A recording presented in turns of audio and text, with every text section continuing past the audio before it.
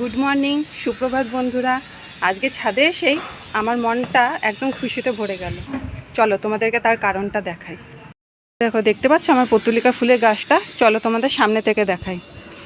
আমি এই গাছটার কথাই বলছিলাম। তোমরা হয়তো অনেকেই ভাবছো এতে খুশির কি আছে, এর থেকে ভালো গাছ বা আরও ভালো ফুল হয়তো তোমাদের অনেকের ঘরেই ফোটে। তবে এর পিছনে একটা ছোট গল্প আছে, চলো তোমাদের বলি। এই ট্রেটার মধ্যে আমি প্রথমে পুদিনা গাছ লাগিয়েছিলাম, অনেক যত্নও নিয়েছিলাম, তবে গাছগুলো তেমনভাবে হয়নি। তারপরে এই পত্তুলিকা গাছের একটা ডাল এনে লাগিয়ে দিই। তো ভেবেছিলাম সেটাও হবে না, তাই জন্য যেটুকুনি বেঁচে থাকার জন্য জল দরকার সেটাই দিয়েছি।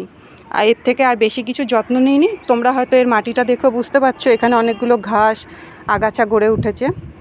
তবে গাছটাকে দেখো কি সুন্দর নিষ্পাপ মনে নিঃস্বার্থভাবে আমাকে ফুল দিয়েছে আজকে। এই জন্য তোমাদের সাথে শেয়ার করা।